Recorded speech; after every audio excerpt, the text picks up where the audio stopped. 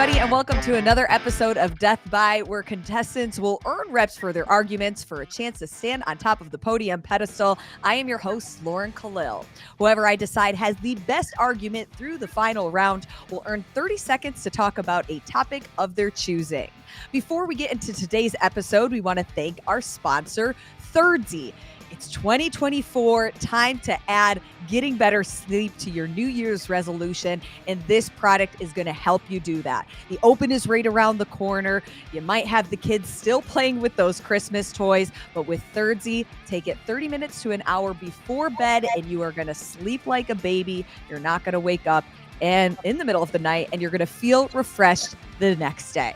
The also great thing about this is there is no melatonin in it, so it truly is a product that you can take every single day, not have to worry about it messing with your hormones or your sleep schedule, besides improving that sleep schedule. If you want a chance to get some money off of your TYR product, just go to TYRDZY.com, TYRDZY.com, use code DEATHBY, and you will save 20% today.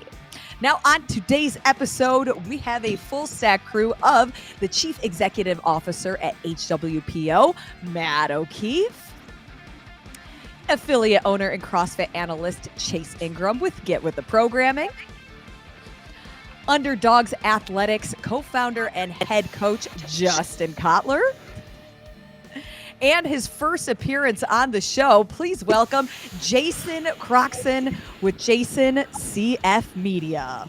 Boo! Oh, nice. Come on, we haven't to the show, buddy. No. Welcome to the show. By the way, that's the first time I've ever heard your last name. So now that I didn't even know that. I thought Were you guys his sitting last at the name edge was of your CrossFit chair? Media. Yeah. I thought that's what he is. Can we just get this out of the way? We apologize for anything we say or do. We're just getting into character at this point. wait. I'm most excited to see Jason taking a side on some topics, because normally he is the voice of reason in the CrossFit space. He stays right in the middle, giving us the facts. But today you are a contestant, Jason, and just ask these men, in order to win, you got to take a side. O'Keefe knows better than anyone that staying in the middle won't earn him any points. You stay right down the middle, buddy. And welcome to Chase's daughter also. To the show. Yeah, she just. He does that for points. He like this. This is how Trying to every let him episode warm up. starts. The I kid comes thought if I in. brought, Oh, like, cute! yeah, if I I brought a got a female cute counterpoint. kid. Give me an extra point. I figured if I bring in like a female counterpoint, I get an automatic +1. Oldest trick in a book.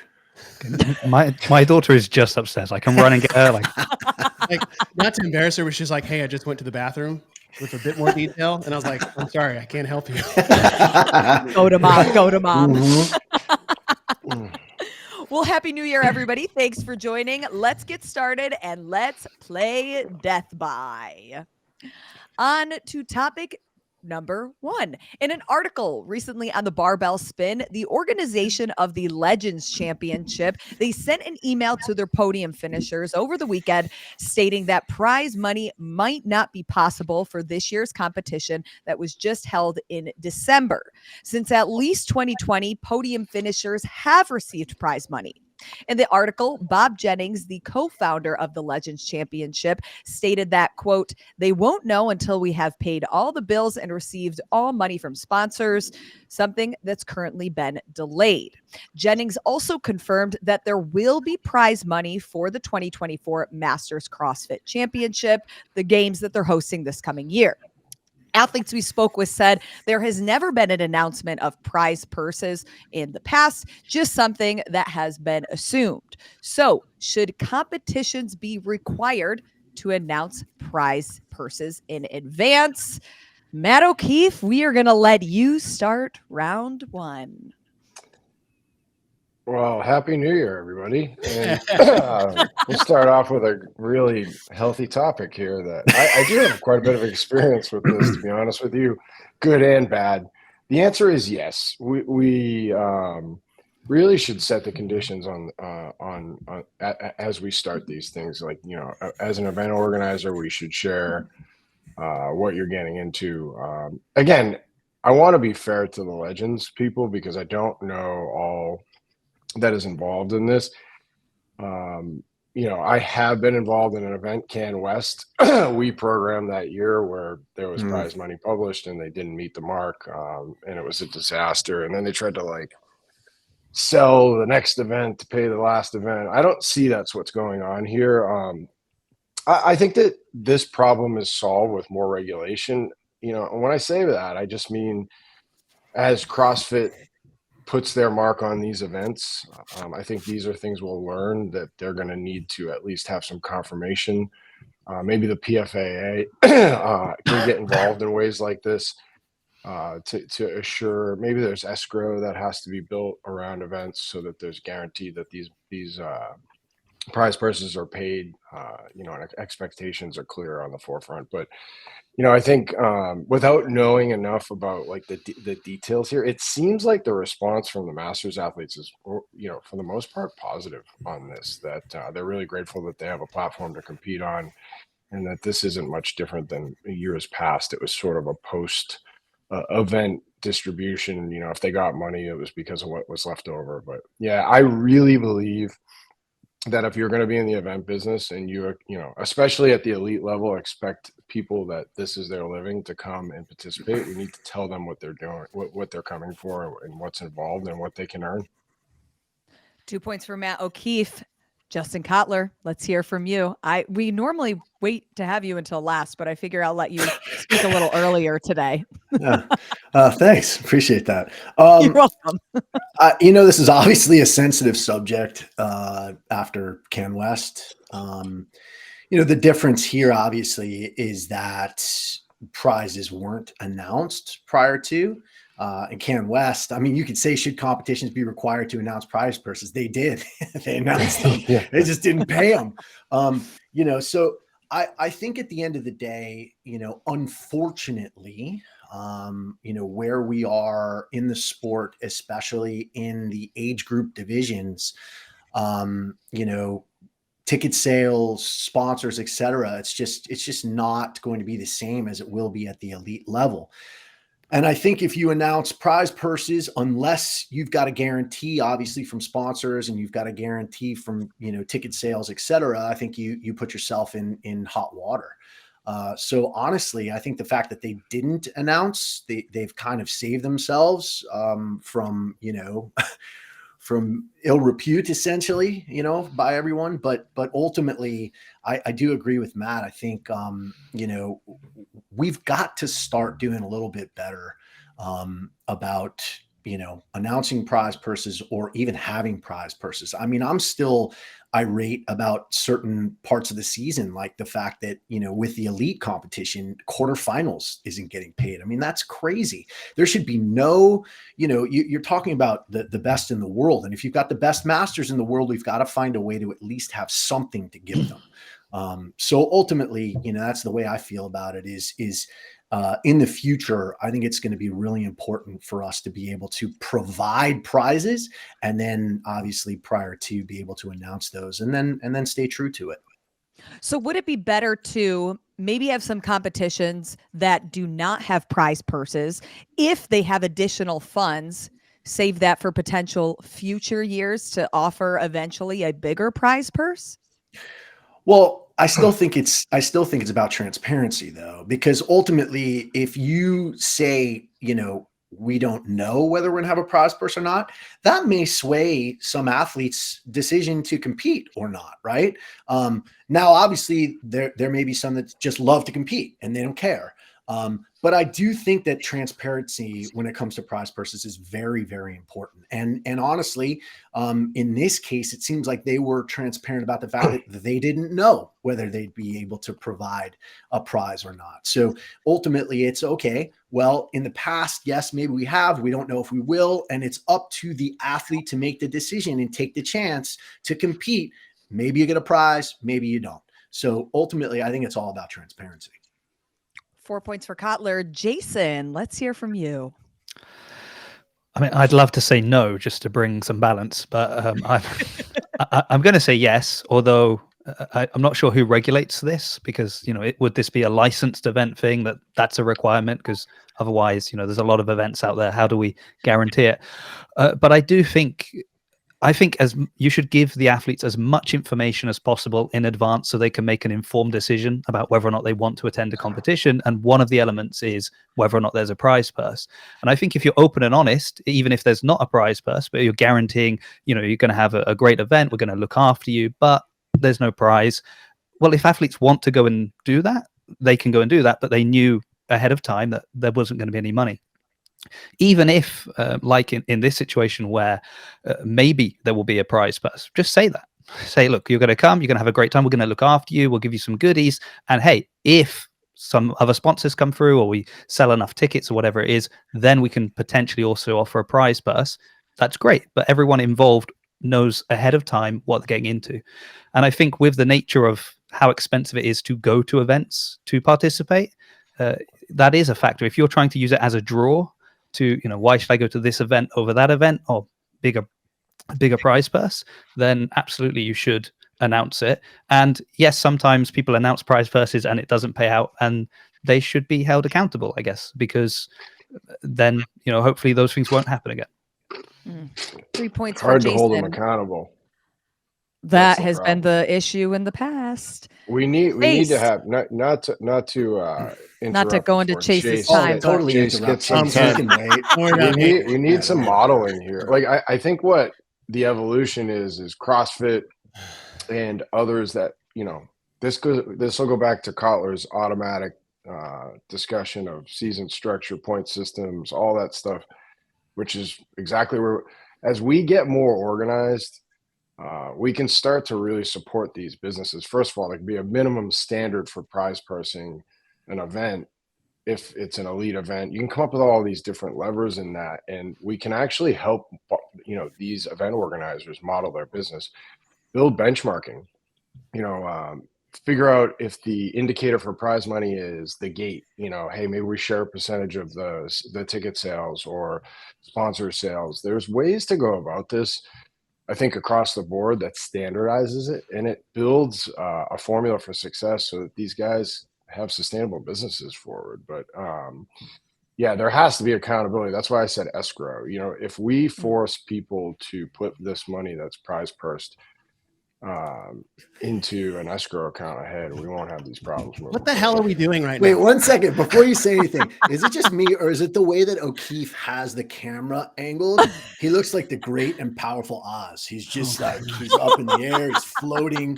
Seriously, he's very majestic today. You're very majestic today. So majestic. Let's Okay. ask everybody a question and then a follow-up question before we get to the last guy. I mean, who hasn't got Chase, to- Hey, listen, this is what always happens to me. you Chase, have right? a I still won you have 5 double times. question You can deal every with it, question. all right? We know we're set. The Hey, amount of listen, I'm gonna get a insecurity coffee. with you guys is unbelievable. I'm getting a coffee So for your afraid for 5-minute me to answer. talk. Go ahead. All right, just copy what I say. Get it over with. Okay, Chase, you can have the table. It is your turn. Gosh. All right.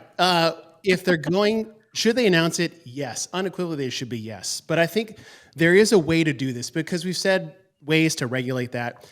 If you're going to be a CrossFit license event, then there needs to be a tiered structure of what those payouts should be. A tier 1, a tier 2, a tier 3, and make it a range. And O'Keefe was right. He was 100% correct. It's like, you got to set some parameters there. Hey, if you're going to be a generic CrossFit licensed event, then there should be a pay structure in there.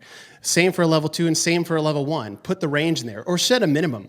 But the other thing you got to think about is that you have to make sure is that you are being financially responsible as a competition.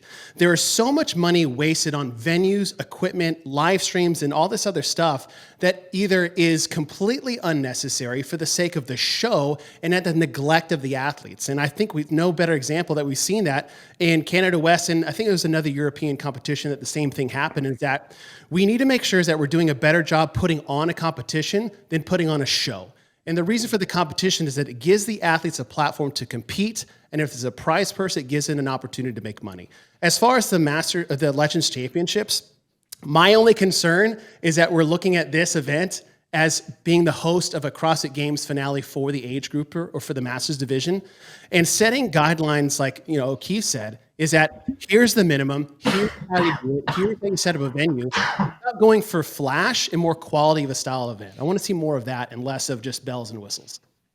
So I want to go back to your thought about if it's a CrossFit licensed event, there should be a tiered system for prize purses. Would any of that financial burden, I guess, if you will, fall on CrossFit, or is that still just for the competition, the event? It's for the competition, because it's just like you purchase to say you're like Wadapalooza can't say they're a CrossFit event. They're not a CrossFit license event. They can't use the word CrossFit. Neither can Rogue, neither can Dubai, neither can Legends, right? You cannot use that unless you buy the name. It's just like being an affiliate. You pay to use the name CrossFit, to put that stamp on your gym, to put that stamp on your competition. And so if you're going to buy into this because that is supposed to be a draw or a bonus for your competition, then put in those parameters, make it worth the while, right? So if you're going to be a tier 1 licensed CrossFit event that all the big names want to go to, well, you have to have X, Y, and Z to be that licensed event. Same for tier 2, same for tier 3. But if we're talking off season, who's Matter or Justin had talked about, this is where the PFAA can come in. Hey, if you're going to be giving out this type of event, or you must make these announcements, you must have these minimums. I think the PFAA's best position to be in, and I said this on a later episode or an earlier one, is that they have to dig their roots in the off-season competitions. And they're doing that with Wadapalooza this year. Okay, 3 points for Chase. Whoa, bringing Chase back. Did you have a secondary thought? Nope, I don't need one. I mean, a third dairy. A third dairy? Third dairy. I mean, can I just ask you a question here, Lauren? So yeah, go for it. His whole point was referencing people that made the point earlier, and he gets more points than everyone else. I mean, your fingers must be broken over there. You need to hit Sometimes there is carryover, O'Keefe, and you have benefited from that before. Let me point yes, out. I have, yeah. Apologies. Hold on, I'll just, yeah. Are you raising your hand, Cotler? Oh, no, he's just no, I'm stretching. I'm getting ready for point number 2. I gotta get limber. Gotta get limber. Okay, yeah. Let's move into round number 2. With the new year comes new goals, resolutions. Many of them involve hitting the gym and even cleaning up our nutrition. Now, to maximize this, some affiliates will host a New Year's nutrition challenge. Do we love it? Do we hate it? And is this a money grab or actually implementing positive habits for members? Chase, I'll let you start this round. Oh, I'm so sick of the money grab phrase. It's like, I'm not able to financially gain. No, it's ridiculous. Like, a money grab is legitimately asking for money and giving nothing in return. Mm-hmm. That is the definition of money grab. Agreed. Excuse me for coming to on the 1st of January and saying it's time to get back in the gym and it's time to focus on nutrition. 2 things that'll absolutely unequivocally change your life forever. Excuse me for wanting to charge a little bit more for the service of which I provide for you. It's absolutely ridiculous of a concept. It's like, all right, let's just give away personal training for free. Is that a money grab? I'm going to focus more attention on to get you better and to change your life? No. These coaches, these gyms, and anybody in the space needs to benefit from this financially, because this isn't a charity. This isn't a nonprofit. And so to set up a path of success in the very beginning, when everybody is open and willing to change their lives, new year, new you, whatever, New Year's resolution, it's the perfect time to support these members and to get them on the right track. It's absolutely a wonderful thing to do, and I'm sick of the money grab talk. Nice.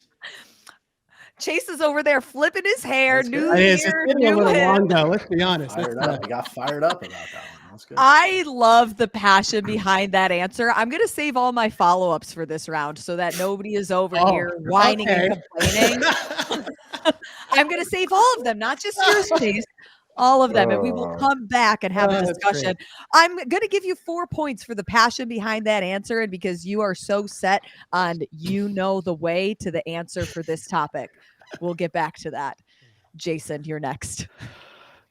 I mean, I can't be as passionate as Chase probably about anything, but I don't think it's a money grab. I think it's well intentioned, and I think there are going to be people, members of, in an ideal world, all CrossFit affiliates will be teaching their members about nutrition throughout the year and good habits that will benefit them throughout the year.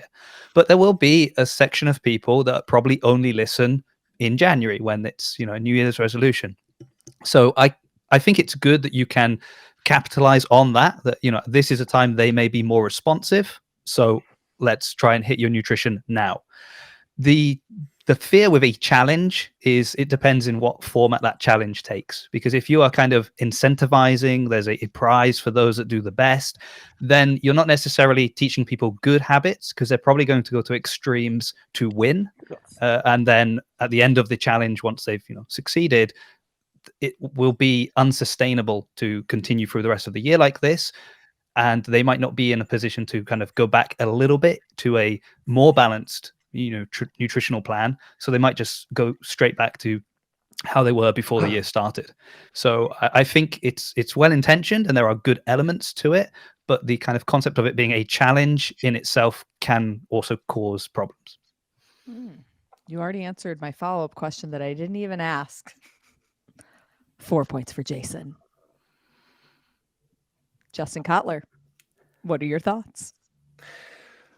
So I have a little bit of history with this. We ran several of these types of challenges at Dynamics when I owned the affiliate.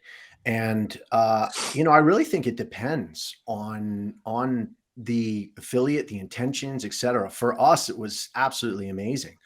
In the sense that, first of all, the challenges were incredibly beneficial for the community. We dedicated specific classes and specific times for either nutrition class or with some of the New You challenges.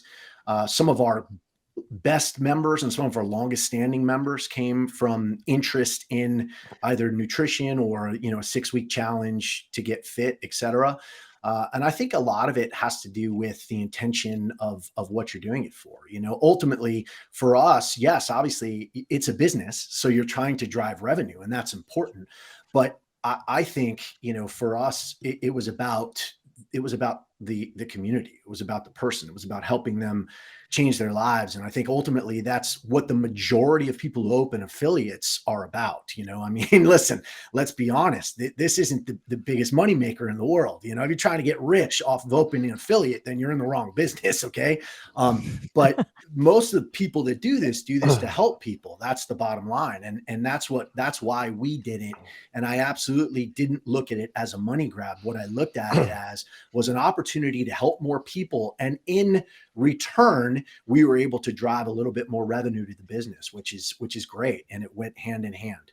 So I don't see anything wrong with them as long as the intentions are positive.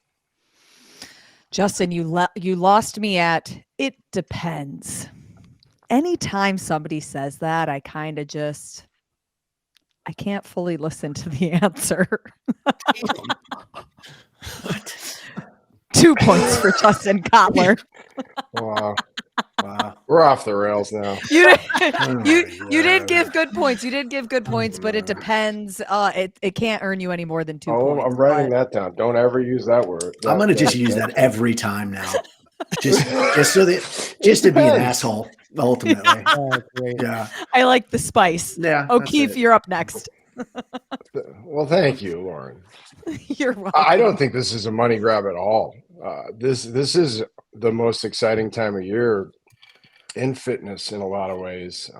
I think there's always a really interesting amount of noise from people who have built these routines in their lives about, the gyms getting overpopulated this time of year. Why don't we welcome people in to change their life? That's what it's all about. The net new opportunity is grand this time of year, but we also have to create challenges for our current members. We need to create marks for people to hit, variable goals, 12 months, a long year. We want this to become, a consistent behavior for our members, whether it's a platform like ours or in a gym.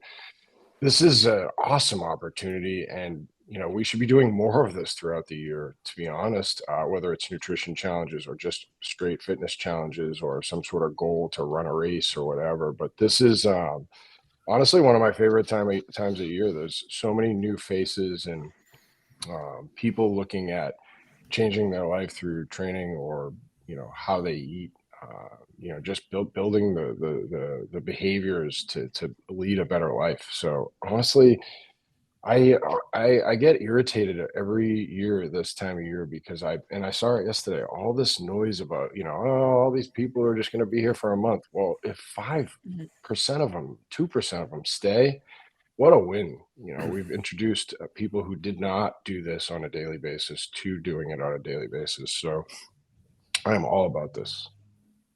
3 points for O'Keefe. I agree with the concept that I think Chase brought it up. If people can take away 1 or 2 tidbits, that's beneficial. O'Keefe saying, if a small percentage of those people keep going to the gym, that's a win.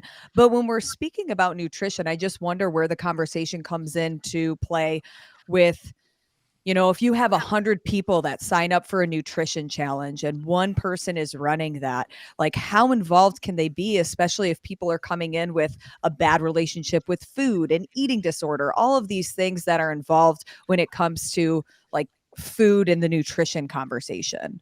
I mean, I think that's a big assumption that only one person is going to be in charge of these people. Right. Yeah, that's a service. Those are 2 separate.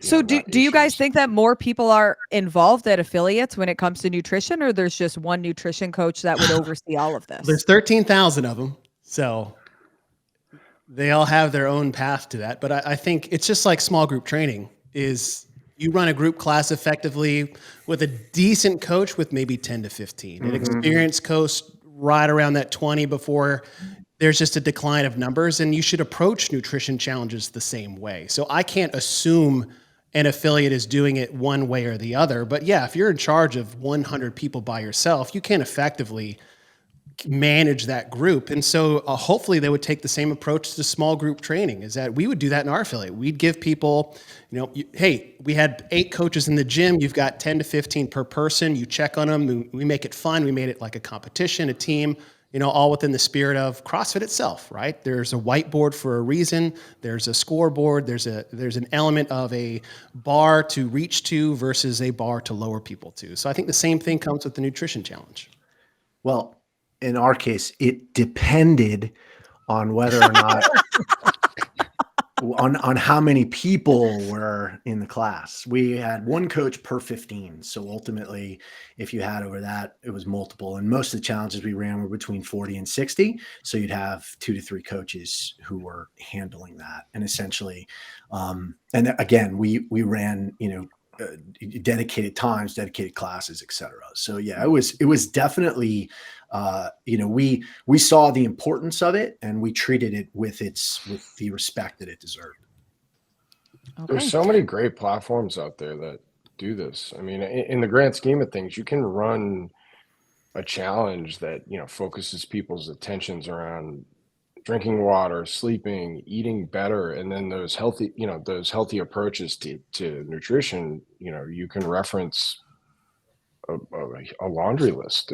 We all our athletes work with many different nutritionists. So there's many platforms out there that I think, that whole Whole30 approach is a really good approach, and especially in a gym. It's just like, hey, check these 5 to 10 things off on a daily basis and let's build behavior. And that's the most sustainable thing I've seen. I mean, not to get too far into detail on this, but you asked about what you're asking about is service. And I think,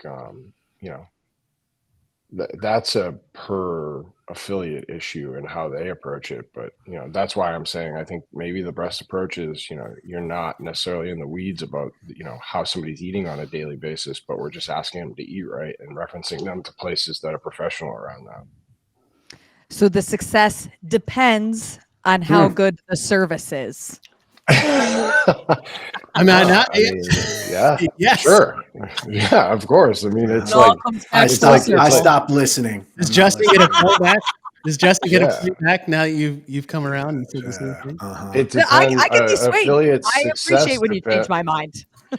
Affiliate success depends on, who's operating the affiliate. I mean, it's like the same as anything. So yeah, I mean, I guess it depends on, how, but I love it. Heading into round number 3, we have a tied score at the top of the leaderboard with Chase and Jason, followed by Justin, and then trailing Mr. Matt O'Keefe. Topic 3. Let's get into Wadapalooza. TYR Wadapalooza, it is just about a week away, and one of the biggest highlights of the competition is the ability for our favorite elite athletes to do both the individual division and the team divisions. But when it comes to excitement for spectators, which division takes the cake? Watching the elite individuals or watching the super teams battle it out? Jason, we will let you start this final round. Well, I wasn't expecting that. Okay, so I was going to say, Unexpected. yeah. I was just waiting my turn as usual. So obviously, as Chase has informed us, it's not a CrossFit competition technically, but it does happen to have some of the best CrossFit athletes in the world attending, and I think that CrossFit competition in its purest form is the individual competition.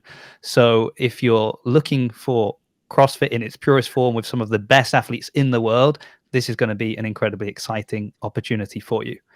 That being said, the novelty factor of the teams is always going to be a draw because it's interesting to see if there's going to be any tension when somebody makes a mistake. How are people that don't usually work together on a team going to work together on a team at these kind of events?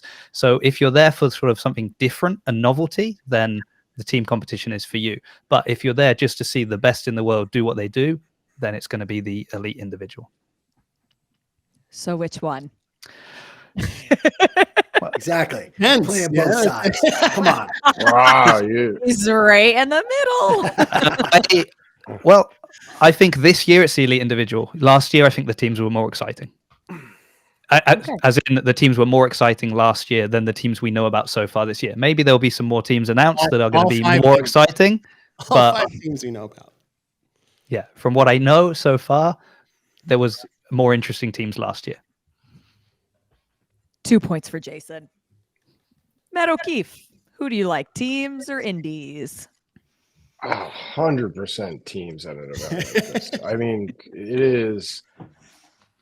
I mean, in my whole history of whether showing up to spectate, help, there with athletes or as a brand, and then being a part of the event. I mean, it's obvious where it's not that the individual competition isn't exciting. I just don't think that you see everybody at their best individually, which is natural that time of year. People are getting back at it. They're not peaking for this. Most people aren't. I'm sure there are some that say, this is my opportunity to make money.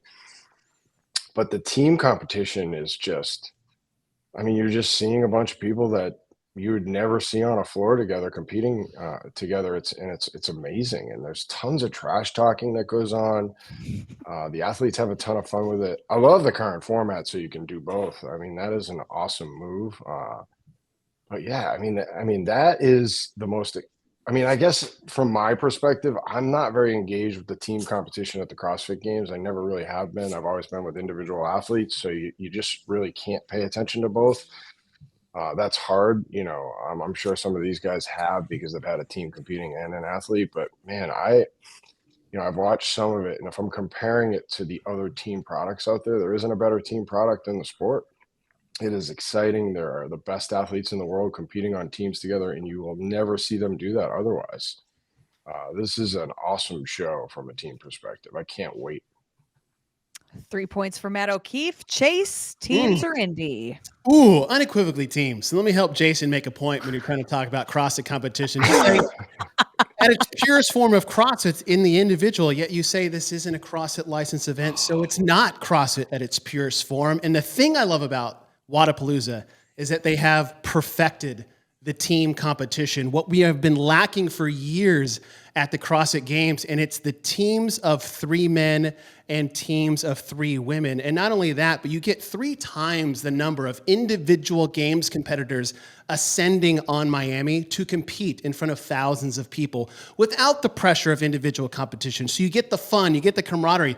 It's like the beach scene during Top Gun type of vibe we're getting out there in Miami. And so the teams of 3 has been a wonderful divert movement from the game season of teams of 2 and 2. I think the Wadapalooza at its worst, no offense, Matt, was when they became a sanctioned event, and they had to go away from the elite teams of 3. I think that was the worst move that they are forced to do. Now that they are not across the competition, it's 100% the teams. And just look at the leaderboard. Individual competition was basically set going into the last 2 events. Last year, tie for first place for the women that needed a tiebreaker, and for the men who were separated by 1 point. We get better athletes, better competitions, and a better example of what fitness festival would be that Wodapalooza claims that it is. 5 points for Chase. That was a good answer. Claims that it is. Yeah, wow, that was aggressive. The fitness festival, that's their claim. It's exactly what it is. Yeah. And we claim the fittest on earth at the CrossFit Games. We say the same thing. Should we look up the definition of claim? It depends. It's suggestive. That was suggestive. Cotler, I love it. It depends. Okay, here you could potentially tie, maybe win. I don't know. We've never given a 7-point answer, but state or assert that something is the case. Let's hear it, Cotler. What do you got? Well, I mean, I think going last in this one is unfortunate simply because I can't. I agree. I mean, it's teams, and ultimately, I think Wodapalooza explains it for you. They put teams on Saturday and Sunday, which is when everybody comes. I mean, that's when you've got the most spectators. You've got the biggest tickets. You know, you've got, I mean, that's the big ticket item, man. That's when everybody is coming, and that's what they want to see. And these guys are right in the sense that, you know, obviously Indies is going to be exciting. I think, especially on the men's side, you know, with Roman, Ricky, Brent, and Pat all competing. I mean, you've got, you know, 4 of the top, 6 guys in the world, 7 guys in the world. I mean, that's pretty exciting, but it's on a Thursday and a Friday. You know, the majority of the athletes aren't going to compete until Saturday and Sunday. That's during the team event. It's the best team event of the year. It's the most fun event. Hopefully this year they actually do what they said, which is essentially that they're not going to destroy the athletes by doing the same movements that the Indies did and the teams. So it looks like they've separated the programming and the movements a little bit, which is obviously a really smart move because you're getting more people that are doing teams. And my understanding is that there are some major teams that have not been announced yet. I know of one because I have an athlete competing on that team. And I think when it's all said and done, we're going to be very excited about the teams that are competing and the athletes that are competing on the weekend. And it all culminates with that Sunday night podium announcement, which is the team announcement, which is the climax of the event. Do you want to give more of a tease on who that team is, Colin? No, I don't. Okay. That would have given you a 7-point answer. Wow. That was it's a good one. No, we got 4 points. That would have just put it over the edge. 4 points for Justin Cotler. Chase, you haven't been here in a few weeks. You come back somehow. You just keep. It's like Michael Jordan came out of retirement wearing 45. Ridiculous. All because I said depends. That was the weight of your winning. Chase, 30 seconds, a topic of your choosing. You have the floor. Okay, I'll put my 30 seconds out there, and it's that the behind the scenes, the much anticipated behind the scenes from the Savan podcast has just been released for early views. I think they're up to 1 per day through January. You have to pay to see it early, but you can wait to see it later. But I've got to see the first 3 episodes, and it's like a warm blanket of the CrossFit Games olden days, just to see that material out there again. So that's out there if you guys want to check it out. And shout out to getting some old content back new and kind of rekindle us leading straight into the open. Like a warm blanket. Do you put on the fireplace too, and you get like a nice hot cocoa? Yeah, just a little snuggie, and then you're a coast. I love it. Throw extra marshmallows in there. Ooh, that makes it all better. A little whip on the top. Bearskin rug. Nice. Oh boy. I could picture the whole viewing experience right now, Chase. Thank you for taking us all into your home. Well, Chase, congratulations. Matt O'Keefe, Justin Cotler, Jason Croxon, for anybody who doesn't remember his last name, Jason Croxon, CF Media, baby. Thank you guys all for being on our first episode of 2024. It's great to kick off the new year with you guys. Our first episode of the year, episode 31. You can listen to all of the episodes on podcasts, wherever you get that. Or if you want to watch these lovely faces put each other to shame with their answers, you can find that on our Talking Elite Fitness YouTube channel. Thank you again to Third Z. You can get a discount with code DEATHBY on ThirdZ.com. And we hope to see you guys next time.